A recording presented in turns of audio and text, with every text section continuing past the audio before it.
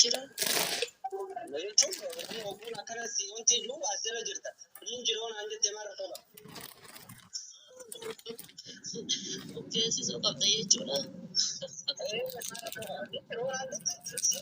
Niin jiroon an jettee jiraachuu keessiin itti dabala malee yaa'u wanni sirraa wanni godhu jiru.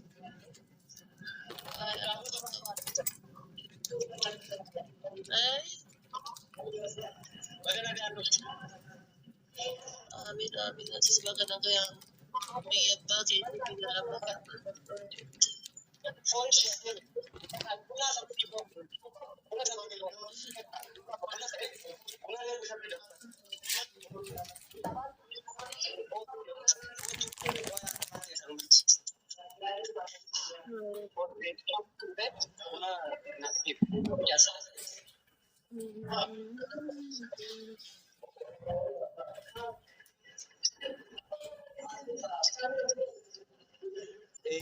akkasigaa yaa'u maashaallah hedduu namatti tola. Ammoo baliyyaan kiyyoonni isin beekuu qabdan dhugaan isin hin jaan dhugaa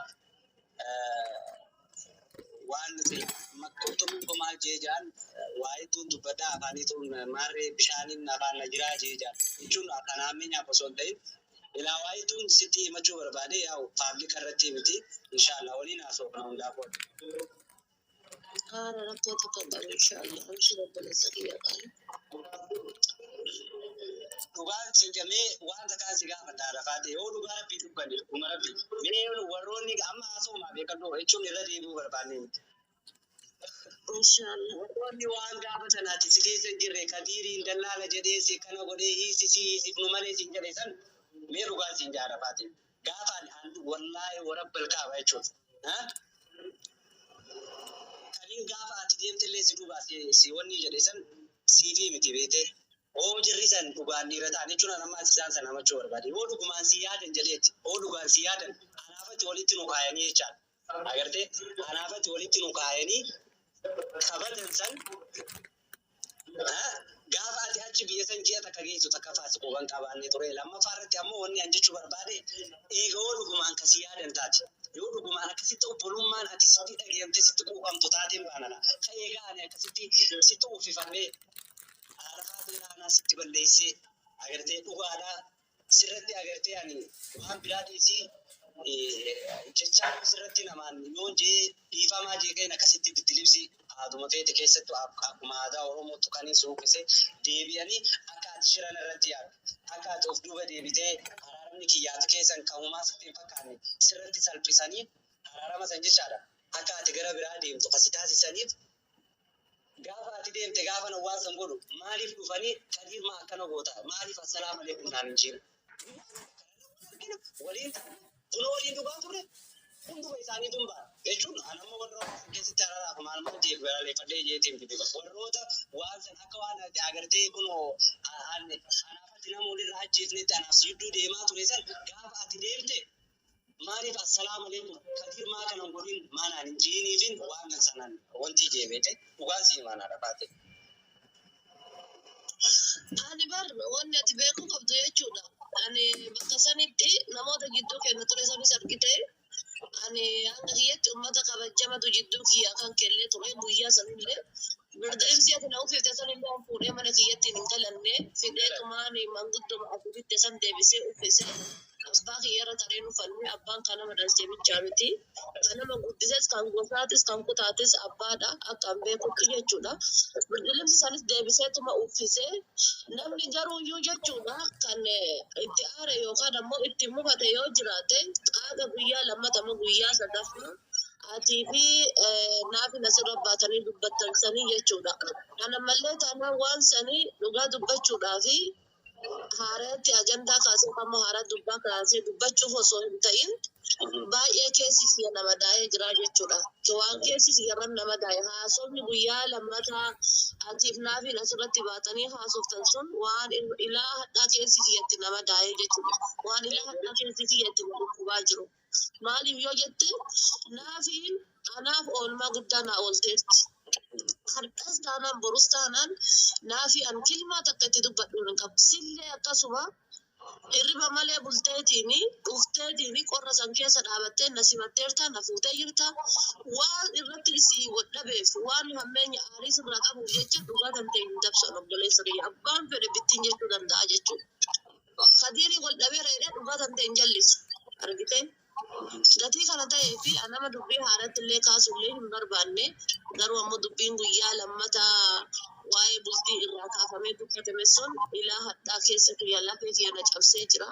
Hammeenya guyyaa takka keessa keessanii yaadeen beeku akka obboleessa kiyyaa si wajji kolfaa ture akka obboleetti kiyyaatti wajji kolfaa ture wajji taphataa ture hanga faamilii isiitis deeme ani ilaa hadhaa haala faamilii isii sayyuu ilaaluu naafi jecha tokko yeroo waa jedha jedhee iyyuu waa yaadu haalata haadha saniitii fi abbaa saniitii to'ates harka isaanii irraa nyaattee tana afoo dhufaa jechuudha.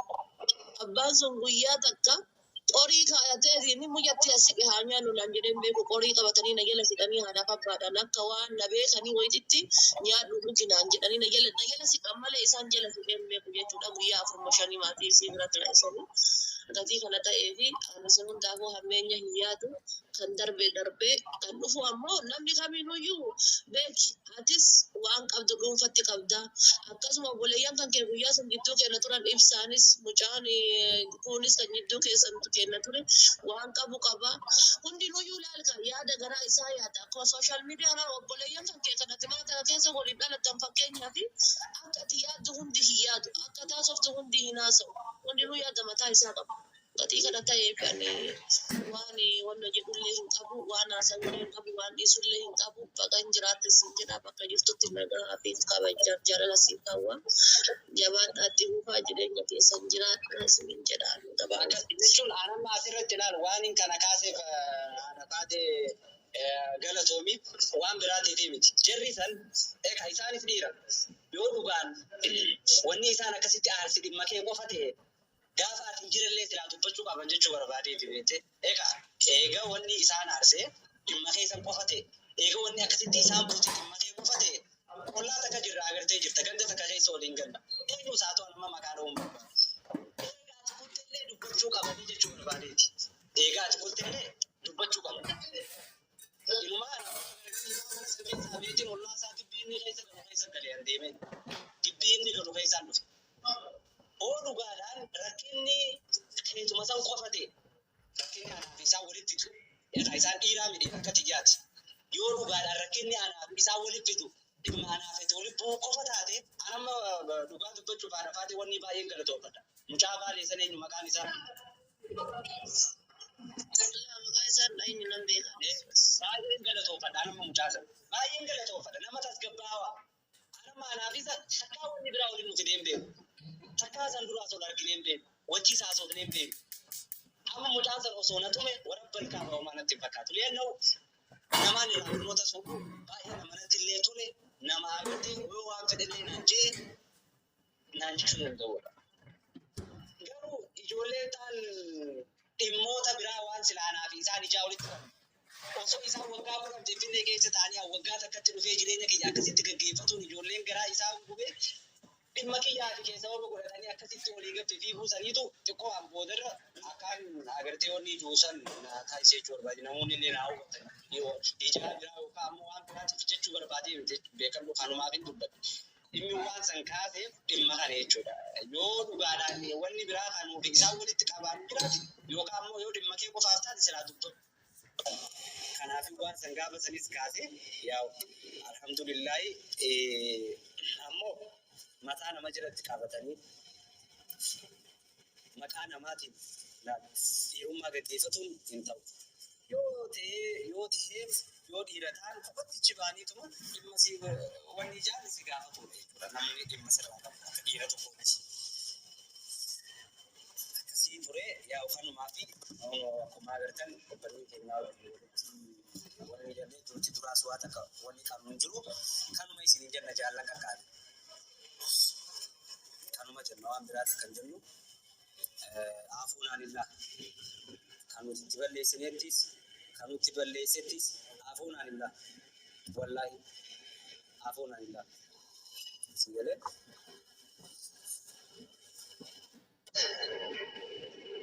waan jireenyi duniyaa kana beelaalaa jira keenya dargaggeessa akka keessanii gaganamanii dalagadhagee bee pooqirraa kufee du'e meeqaatu jira. Kadalagaan hojii gabbee makiinaan karaa dhohitee ajjeeftee meeqaatu jira.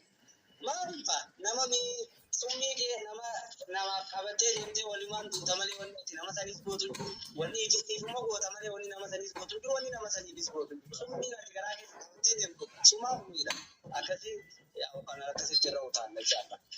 Ayyee Idris. Waalaikum salaam wa rahmatullah. Ayyaadha.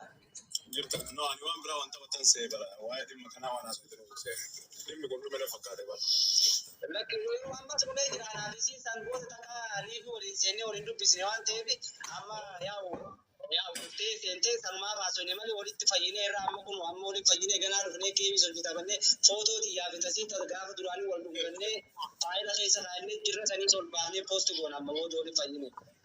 Okay. Akkas anillee akkasuma see alakki. Amma wanta jedhanse.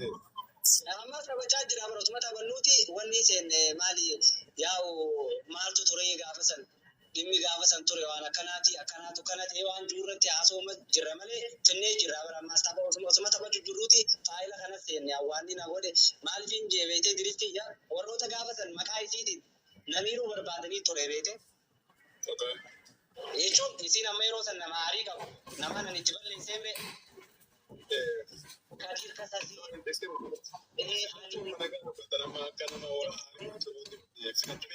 Dallala jiiti mana kiyyasi bidee maali mana kiyyasi bidee akkanas godhe jiiti dhaqee poolisa tiimii haa qabsiisuu jaalii jala deddeemaa turan. Gaafa isiin kuttu ammoo namni kilmaanatti dubbatee jiru jechuudha. Dhimma sanii fi waa mukana kan haasoo jedha malee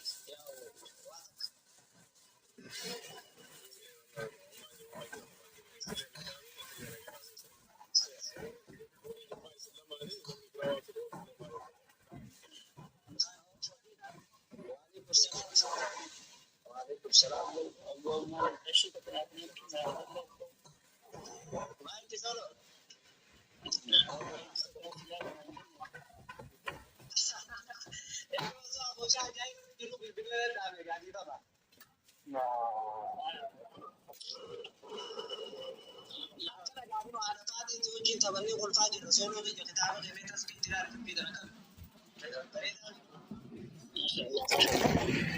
Uno kana ga Idrisillee dhufee tasbiitti ilaalee maashaallah irraa jiru. Guyyaa geemaa qabadha amma. Akka ajaa'ibaa moo? Hayi. Akkasis rabbi si godhan qabatan.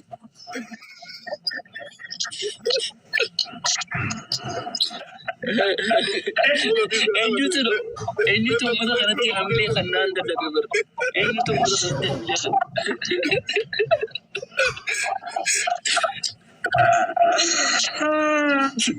waan qabdu abbuma kanniif fakkaata.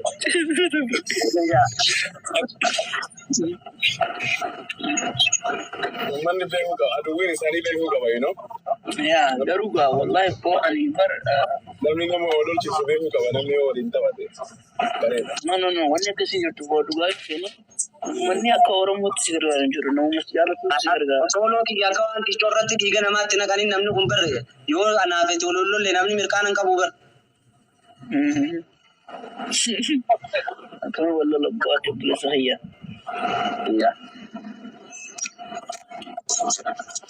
Amma kanatu dafee wal oluu gabar maal akka ta'e adoonu jenereeshina kenna kana maal akka ta'e. Wallahi ani warra laalkiftii leenca gamaa sadii si kanneen asirratti ficcaan fadhu kana naaf taane maali komata ko warri. Wallahi maali waalaikum salaam.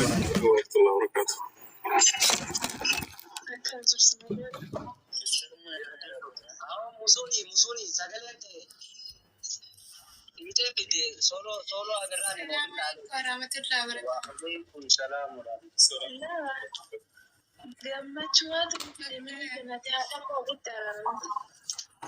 maashaallah galatoomaa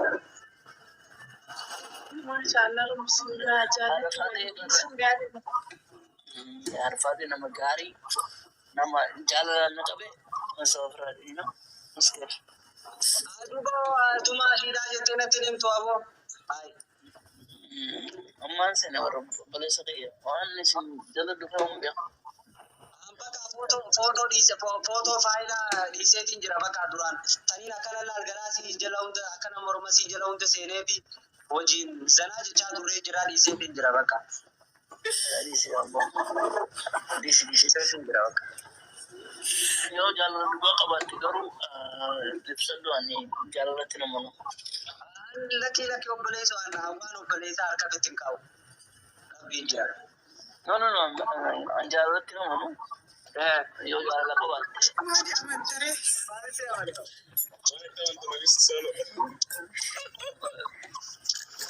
Seenee taasaa jira irra ilaalin jalli gadiirre.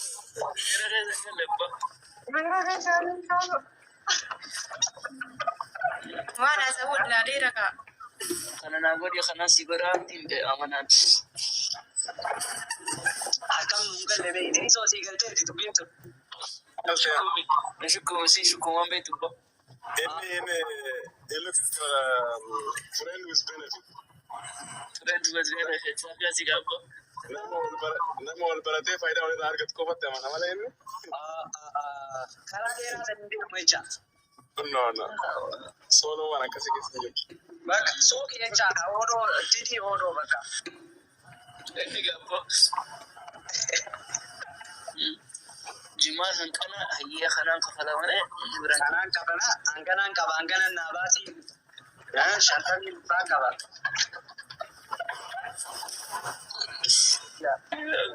Dhugaa asii arantaan hin deemtu. Solo susah eegitee nama limboo irraa bahe. Salaam alaikum.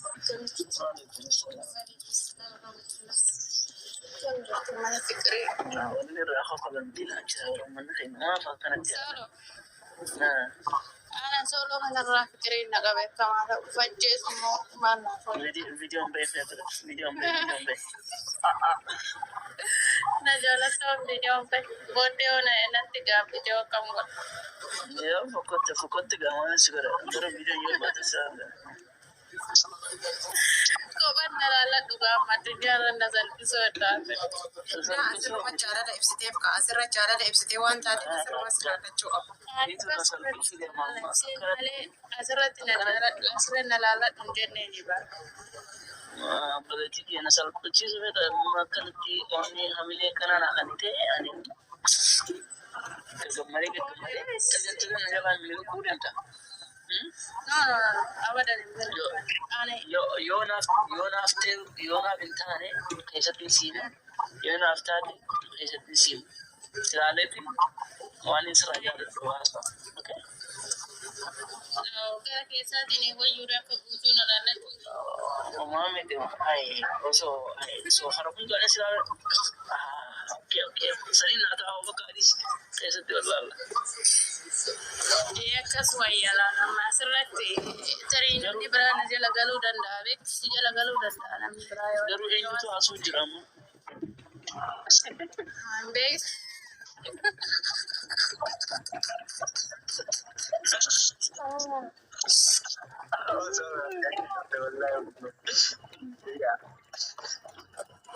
Duraa yoo yoo namni irraa waxxaruuf kan waqtii murii nama Malee xiyya bareedu xiyya wallaahi dhiifama.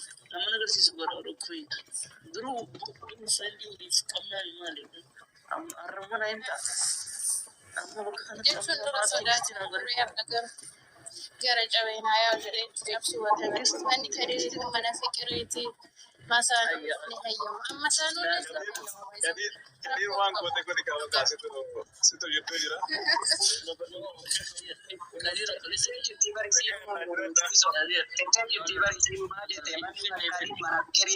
Masaanullee manatti hayyamamu. masaanuullee si waan na garas barbaadu beekta lamaan na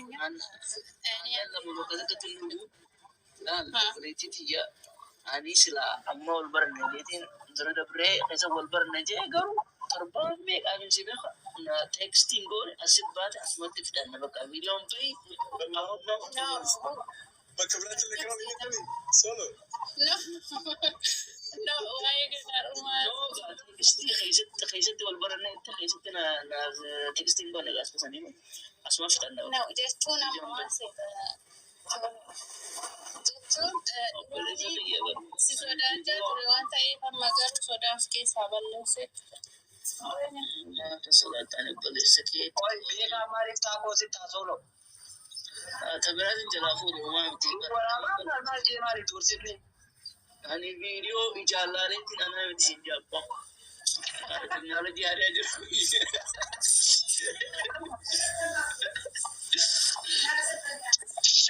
Yoo qamalee naa taatee bakka maali irraa yaadatta bakka.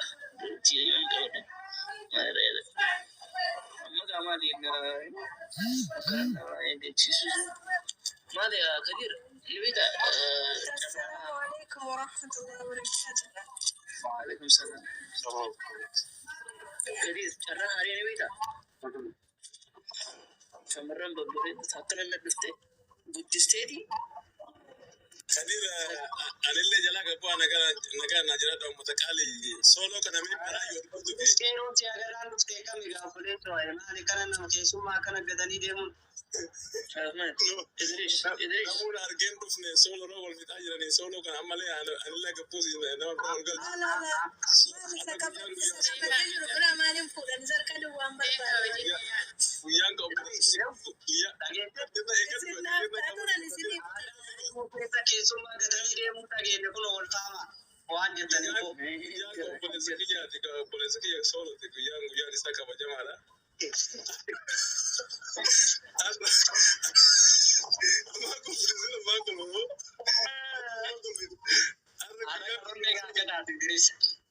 Har'a guyyaa sooloti ka sooloon gabbuusi ka sooloon ol baase har'a guyyaa keessaati.